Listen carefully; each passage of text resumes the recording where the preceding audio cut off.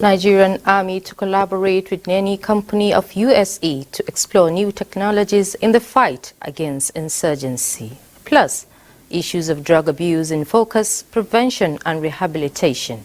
Hello and thanks for joining us on Panorama today. I'm Amina Saeed Abubakar.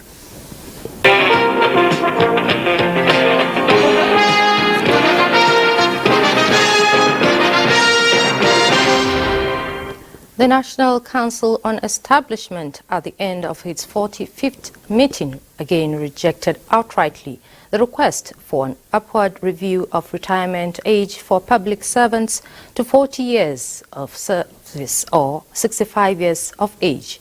Hamman Jabani reports that this was part of the communique issued by the Council at the end of its meeting. 5 National Council on Establishments, which took place in Bauchi State, issued a 13-point communique, among which is the rejection of the upward review of retirement age, as it is contrary to national aspiration of renewal, youth empowerment and innovation.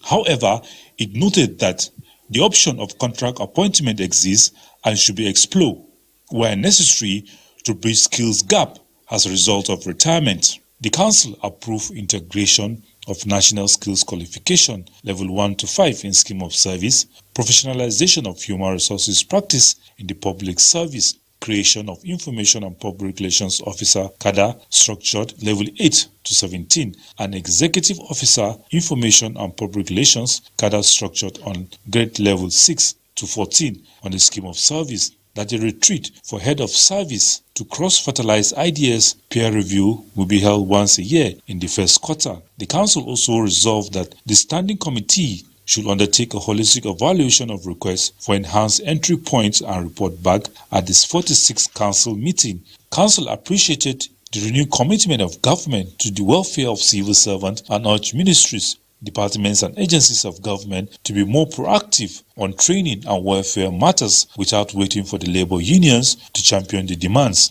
The 46th National Council and Establishment meeting will be held in Oshogbo, Osun State in 2024. Hamman Jabani, NTA News.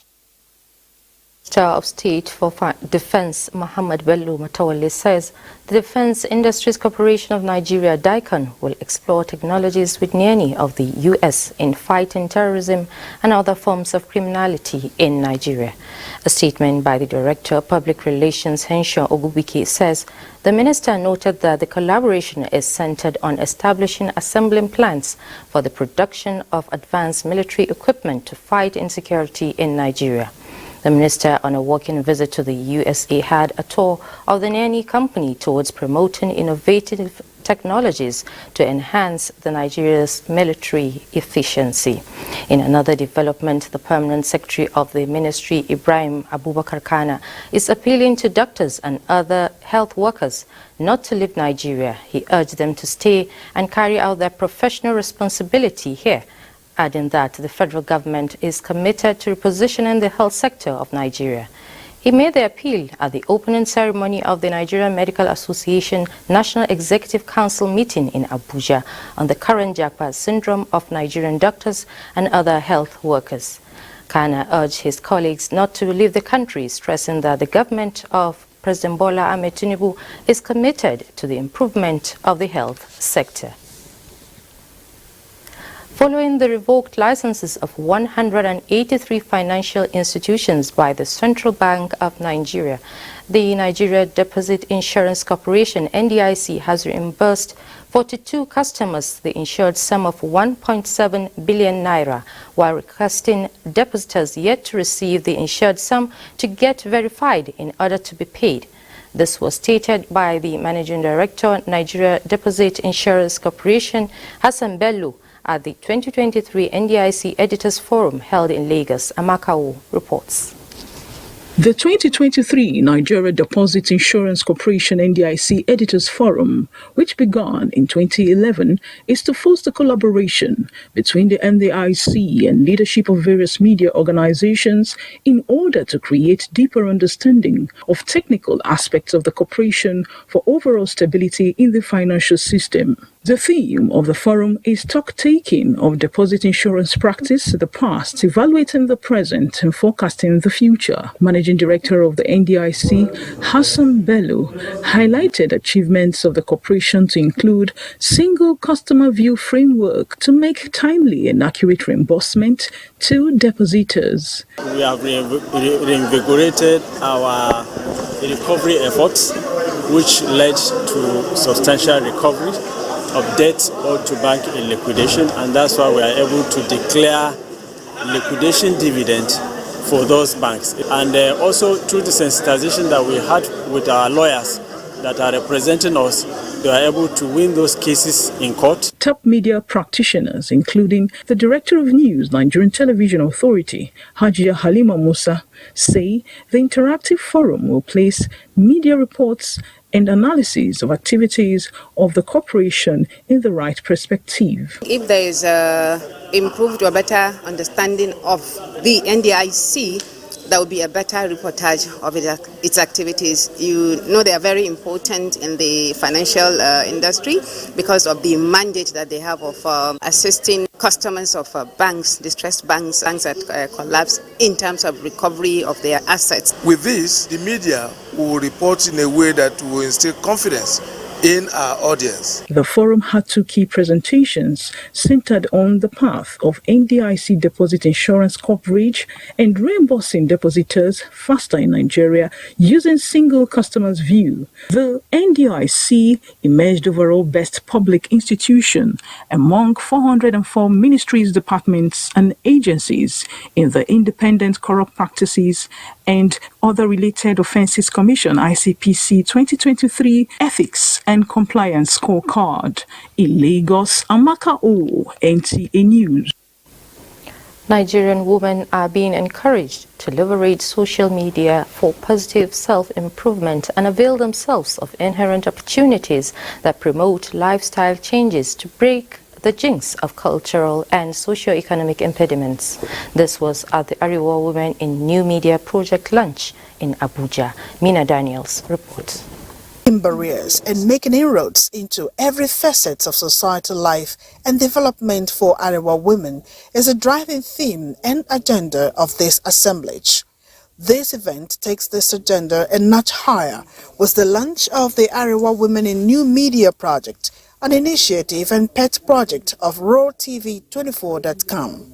Based on experience, I decided to carve out this pet project in order to help in grooming young girls in Arewa who are interested in journalism, who can leverage on the cyberspace to achieve a lot. I align myself with this initiative because we are all women in journalism and we know the kind of struggle women are going throughout this job. And with this outfit is about to, correct all these stereotype, ideas about women.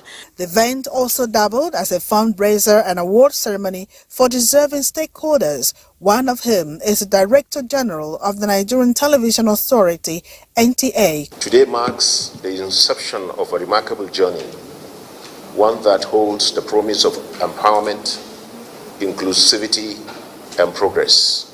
ARA Women in New Media Project is a sustainable development initiative, and the plan is to make this event a yearly venture. In Abuja, Mina Daniels, NTA.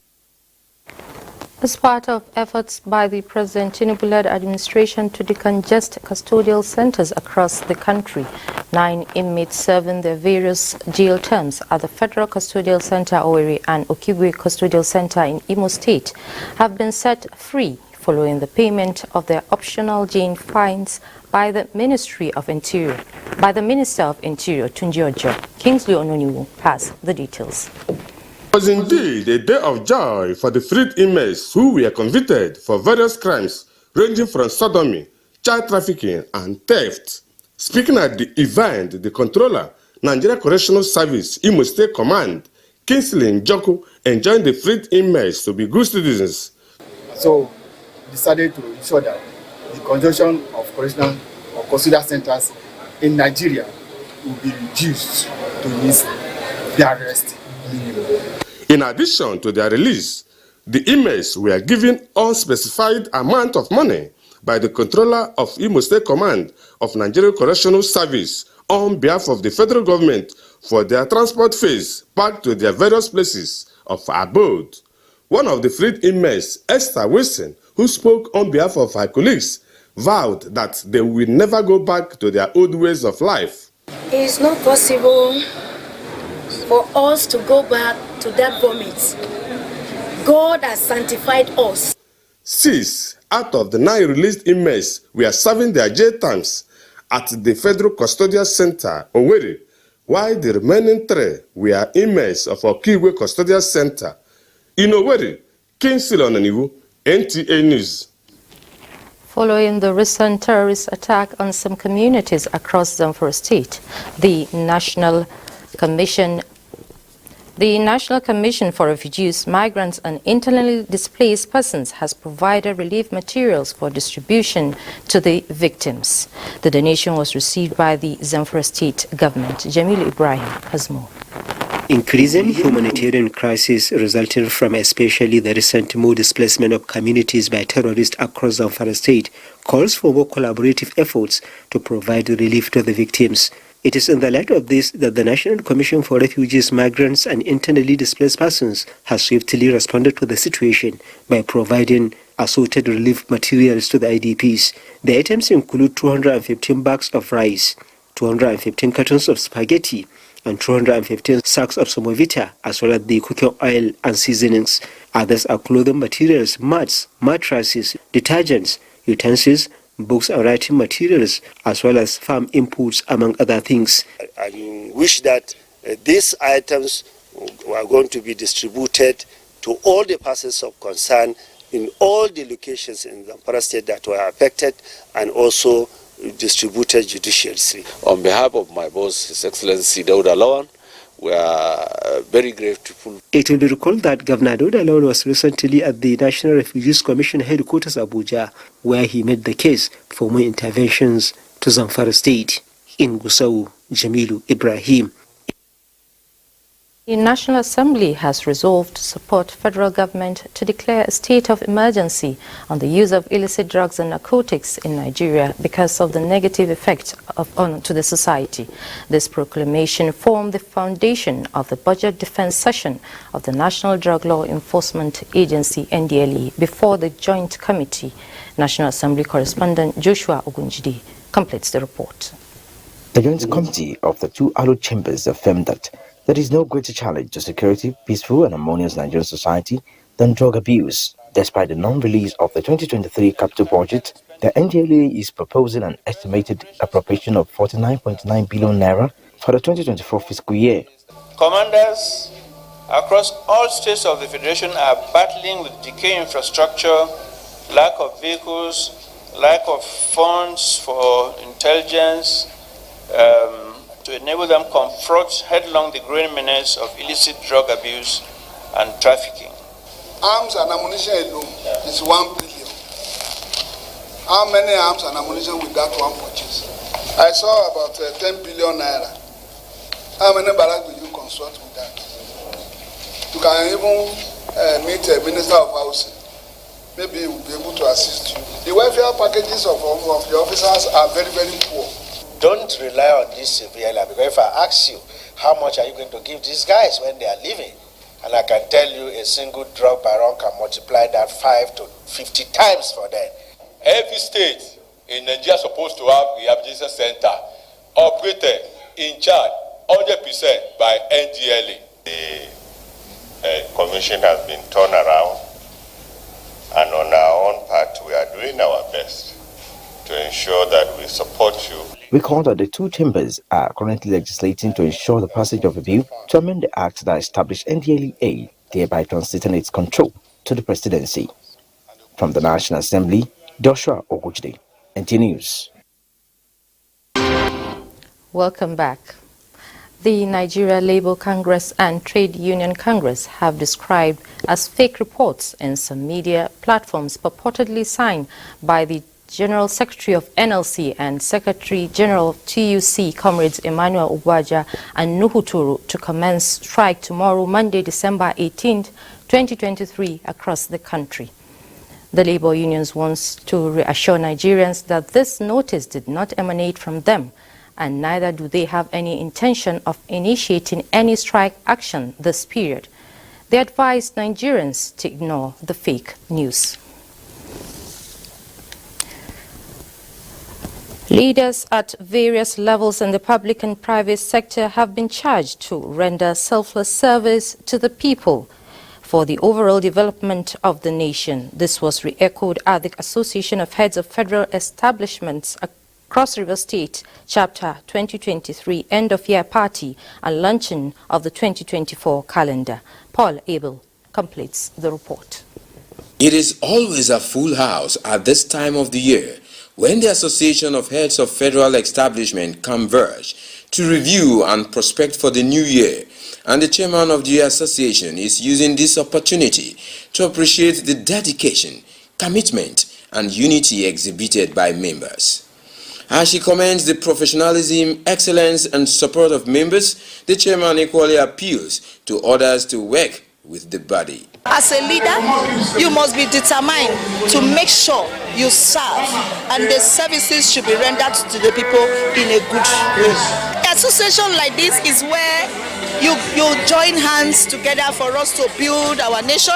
As part of motivation to the performance of members, a public service award was given to service commanders and others for their diligence, outstanding commitments, and contributions to the growth of the nation. The reward for hard work is more work, and that's what the award has told us, that we should do more. It's going to spur me and my other service commanders immensely. Special features at the event include launch of the 2024 calendar, toast for unity and prosperous new year, and cultural dances.